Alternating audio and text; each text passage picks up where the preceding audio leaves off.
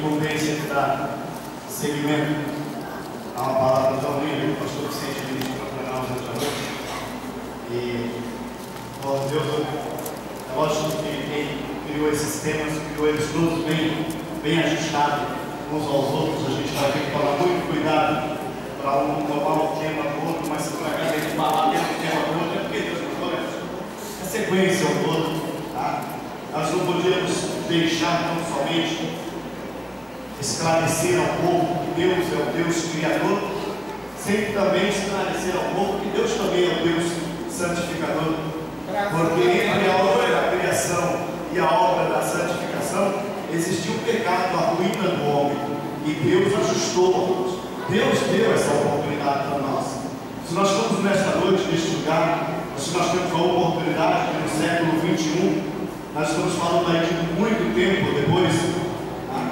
Quando Deus escreveu isso aqui para Moisés até hoje, cerca de 6.000 anos, mais ou menos, dessa escrita para o que acontece hoje, era para as coisas estarem todas mudadas, mas nós temos visto desde o início da criação até o final, até o momento da glorificação do povo de Deus nos céus, um Deus procurando, um Deus se ajustando com o homem, procurando maneiras para que o homem se ajuste com ele, melhor dizendo.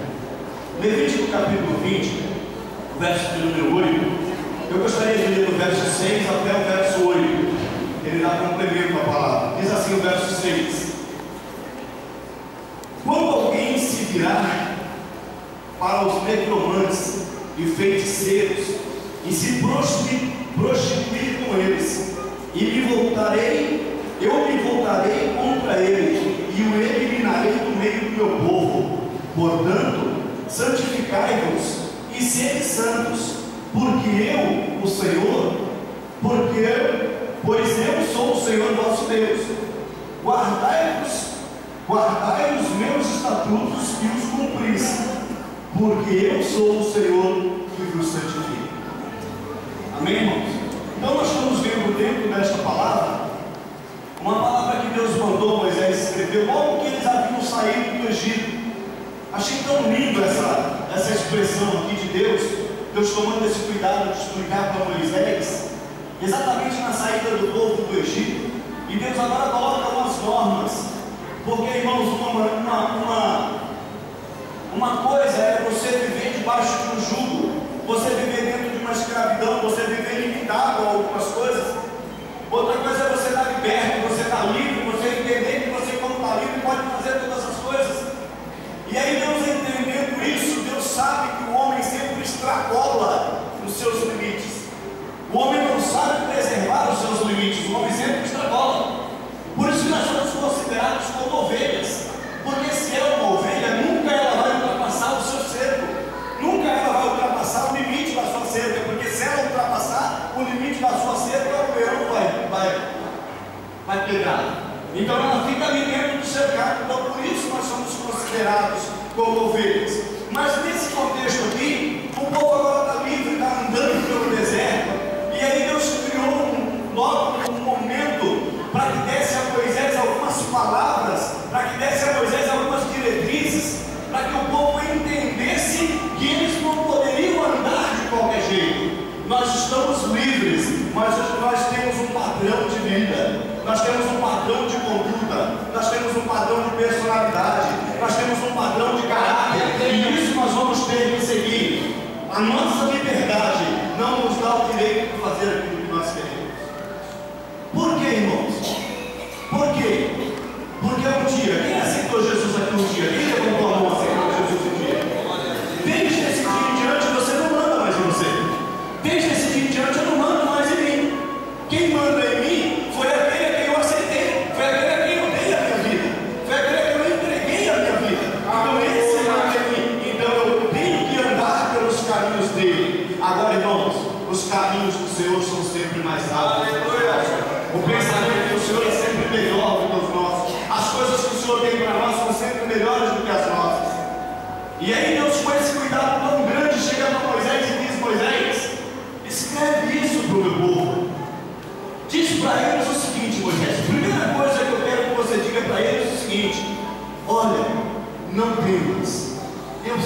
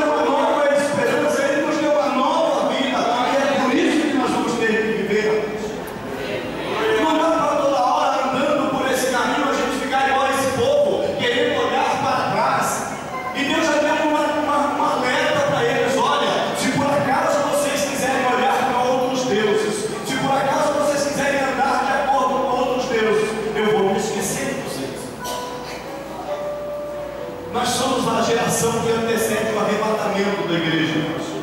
Nós estamos vivendo o último momento do homem na face da terra. Nesse momento, Deus vira para você e diz: eu sou o Deus que te santifica. Sabe por quê, irmãos? Porque Romanos capítulo 12, o verso de número 14 diz, e o versículo não é meio, é inteiro. Todo mundo só fala metade. Eu quero falar ele inteiro, quero explicar ele inteiro. Diz assim o texto: segui a paz com todos e a santificação, sem a qual ninguém verá o Senhor. Então, antes de você ser santo, você tem que estar em paz uns com os outros. Isso é o que mostra a cruz de Cristo. A cruz de Cristo, ela tem duas travessas. Entende, irmãos? São duas travessas, uma travessa horizontal e uma travessa vertical. A travessa horizontal da cruz liga um homem a outro homem.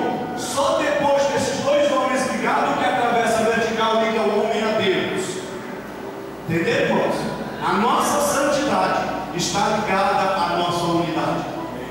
Interligada, uma depende da outra. Eu não posso dizer que eu estou em paz com Deus se eu estou em guerra com meu irmão. Eu não posso dizer que eu tenho paz com Deus se eu não falo com o irmão, se eu não tenho unidade com ele. Então, primeira coisa, eu ajusto aqui para que Deus me ajuste lá. E aí, pessoal, sou eu que te santifico, eu sou o teu Deus, não temas. A primeira coisa que Deus deixa bem claro para nós, irmãos, é que nessa caminhada nós vamos encontrar muitas batalhas, nós vamos encontrar muitas lutas, muitos impedimentos para que nós alcancemos essa santidade. A nossa santidade, ela está pautada em 3 níveis. Tem o nível posicional, progressivo e definitivo. Quais são essas 3 diferenças então? No posicional, Deus é santo e eu sou filho dele, então eu sou santo. Deus é santo, o filho dele é santo. Acabou. Isso é posicional. Então, em posição, todos nós somos santos. Isso é a nossa posição diante de Deus. Agora vamos ver no progressivo. No progressivo, irmãos, é onde eu vou me limpando. Lembra da palavra de domingo do pastor? Lembra da palavra? Deus faz a parte dele e eu faço a minha. Tá? Tem parte que Deus vai fazer na minha vida, tem parte que eu tenho que fazer. Entendeu? O copo para ser cheio o copo, ele precisa se esvaziar do que ele tem. Entendeu, irmãos? A Bíblia fala que Deus não se mistura com coisas erradas. Então o nosso copo tem que ser esvaziado, tá? E nós somos um vaso. O nosso vaso tem que ser esvaziado de tudo que é ruim, para que tudo que seja bom entre nesse vaso. E não há mistura, não pode ter mistura. Tá? Deus não se mistura com coisa errada. Deus não anda com o pecado. Deus ama o pecador, mas aborrece o pecado. Por isso ele disse: eu vos santifico. Sou eu, Deus, que te santifico. Por que Deus deixou bem claro isso, irmãos, que é Ele que nos santifica? Para que a gente entenda que nós não vamos conseguir nada sem Ele. Sem Ele nós não somos nada. Sem Ele nós nada podemos fazer. Mas Ele nos ajuda, Ele nos dá o material, Ele nos dá a ajuda total, para que nós tenhamos essa dependência dEle.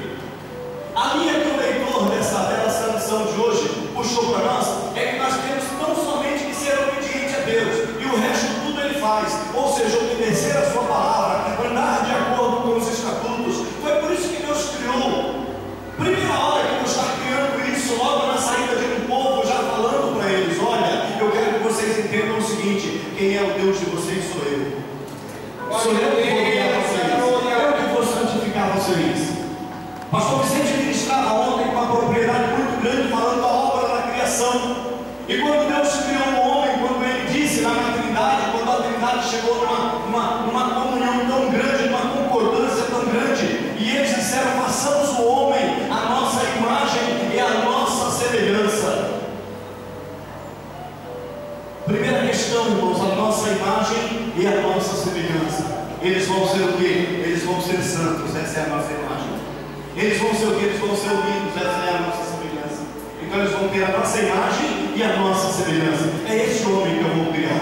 E Deus criou. O Adão era perfeito, amados, perfeito, criado numa perfeição absoluta. Mas o Adão deixou-se corromper. Então, entre a obra da criação e a obra da santificação, existe um marco muito grande no meio, existe um abismo muito grande no meio, que foi aquele período do pecado. Nesse período desse pecado, um homem se afastou de Deus. E eu disse no início da minha palavra que Deus, todo o tempo, presta atenção, irmão, em todo o tempo, Deus anda atrás do homem para que o homem se volte a Ele. Todo o tempo, todo o tempo. Nós encontramos Deus criando meios para que o homem se volte a Ele. O homem escapa, vai embora para outro lugar, lá na frente já está Deus criando uma nova oportunidade. Disse o pastor agora há pouco, oportunidades, amados, às vezes elas não voltam. Nós temos a porta da graça aberta, por enquanto todos têm a oportunidade.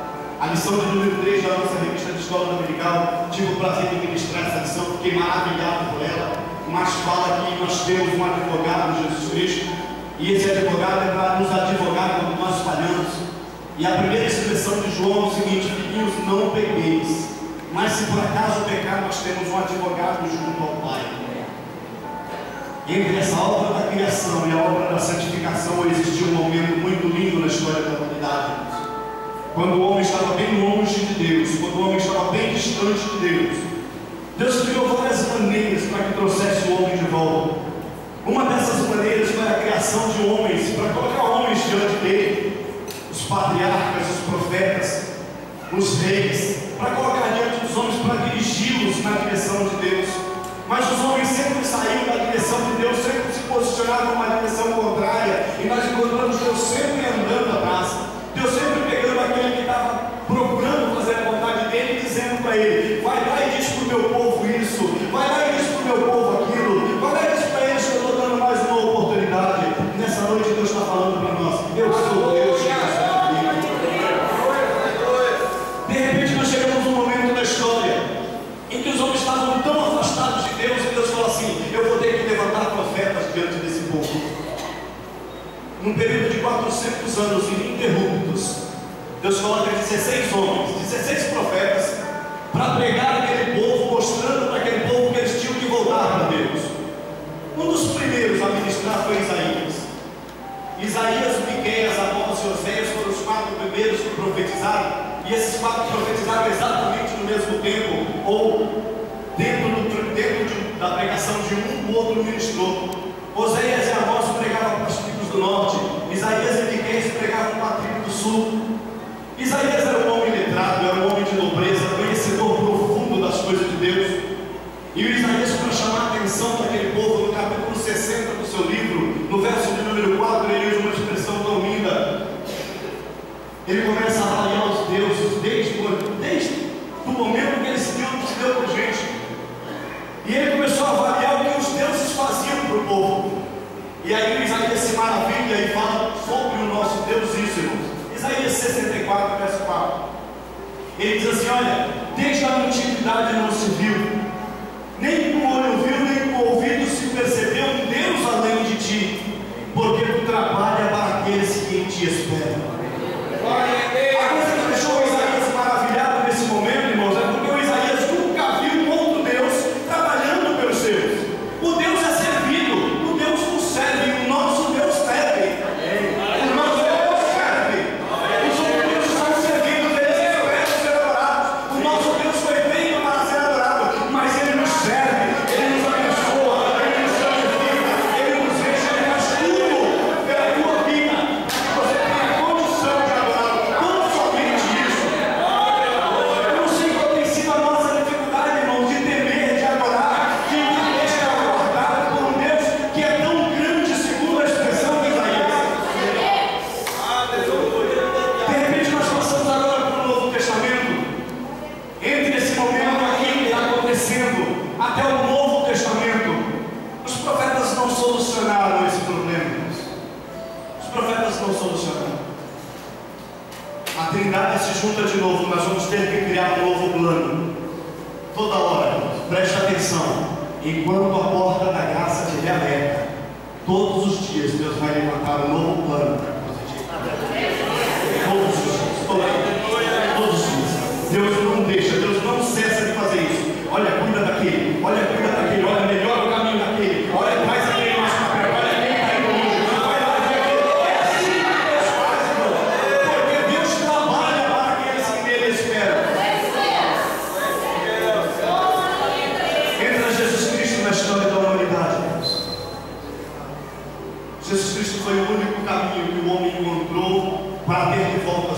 santidade, para ter de volta a sua perfeição. É muito complicado para o homem hoje falar: ah, eu não sou perfeito. Ninguém é perfeito. Isso é uma mentira, irmãos. A Bíblia não diz isso.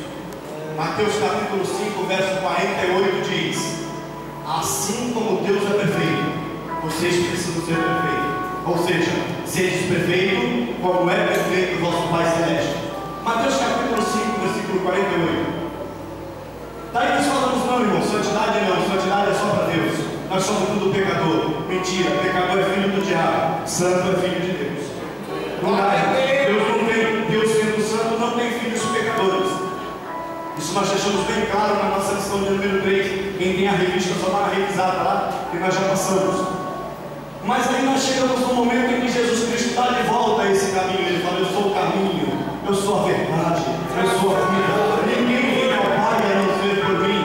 E Ele abre de volta aquele caminho, Ele abre de volta aquele acesso, aquela aliança de comunhão, Ele abre de volta. Hebreus capítulo 10, versículo 19 fala que nós temos intrepidez, nós temos ousadia, nós temos liberdade para entrar no Santo dos Santos, pelo novo e pelo vivo caminho que Jesus Cristo nos abriu. Então agora nós já temos acesso de novo a Deus, nós já temos acesso de novo à Trindade, nós já temos então a nossa santidade, amigos, porque só tem acesso santo. E aí o Paulo vem numa expressão muito grande, muito linda. E ele vem no livro de Romanos, no capítulo 12, no versículo 1 e 2. Ele diz assim: rogo-vos, pois, irmãos, pelas misericórdias de Deus, que apresenteis os vossos corpos como sacrifício vivo, santo e agradável a Deus. Aí ele diz: isso é o vosso culto racional. Você sabe o que significa culto racional no original da palavra? É culto espiritual, é quando o teu espírito está em alta com Deus. Você só consegue entregar o teu corpo para Deus quando o teu espírito está bem ligado a Ele. E aí o Paulo fala: você está bem ligado com Deus.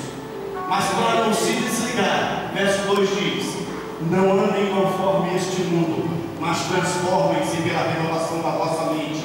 E se vocês conseguirem fazer isso, vocês vão experimentar a boa, a agradável e a perfeita vontade de Deus.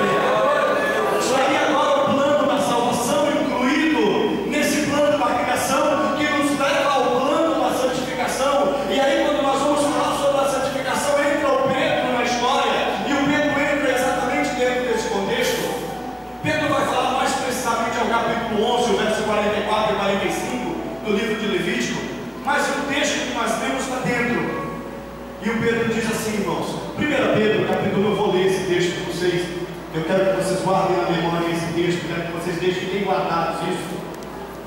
1 Pedro, capítulo 1, versículo 13 até o versículo 16, ele diz assim: por isso, cingindo o vosso entendimento, sede sóbrios e esperai inteiramente na graça que vos está sendo trazida, na revelação de Jesus Cristo.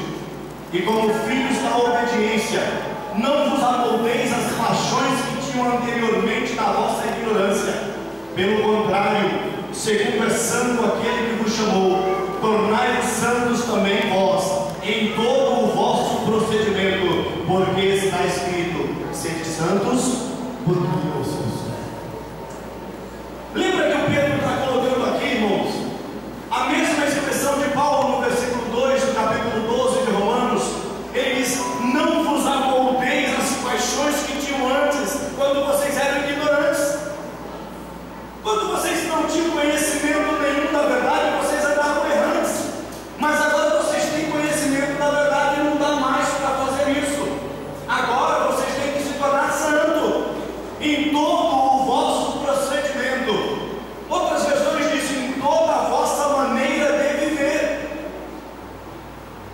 Então, viver de um modo digno, como Paulo escreve para os Efésios, capítulo 4, versículo 1. Viver de um modo digno da vocação em que foi chamado. Nós somos chamados para ser santos e irrepreensíveis. Santos diante de Deus, irrepreensíveis diante dos homens. Vocês entenderam por que Romanos 12, Hebreus 12, 14, melhor dizendo? Hebreus 12, 14 está bem ligado? Sei que a paz com todos e a santificação, sem a qual ninguém verá o Senhor. Então, dentro deste plano da santificação, irmãos, dentro deste plano da santificação, passa o momento de Jesus Cristo. Jesus Cristo deixa bem claro o seguinte, quando ele está para ir embora, ele fala assim: olha, eu nunca vou deixar vocês, eu nunca vou abandonar vocês, eu não vou deixar vocês órfãos, eu vou para o Pai e vou preparar lugar para vocês. Jesus Cristo estava sabendo: eu santifiquei um povo, eu salvei um povo, esse povo vai ter que ir para mim, vai ter que voltar para mim. Eu vou procurar um lugar, eu vou buscar um lugar, vou preparar, melhor dizendo, um lugar para vocês. Mas enquanto eu vou preparar um lugar, vocês não vão ficar sozinhos. Eu vou enviar para vocês outro Consolador. Esta expressão outro Consolador vem de uma palavra grega chamada allos. Mandarei outro da mesma espécie, mandarei outro que é a mesma coisa, mandarei outro que é a mesma pessoa. E aí Jesus Cristo sobe, os discípulos veem Jesus Cristo subindo para os céus. E aí o anjo chega para ele e fala assim: o que é que vocês estão vendo? Isso aí que vocês estão vendo, vocês vão ver ele descer, ele vai voltar, deixando bem claro que ele vai voltar. Passam-se ali, irmãos, passam-se ali 10 dias na terra, sem a presença de um Deus conosco.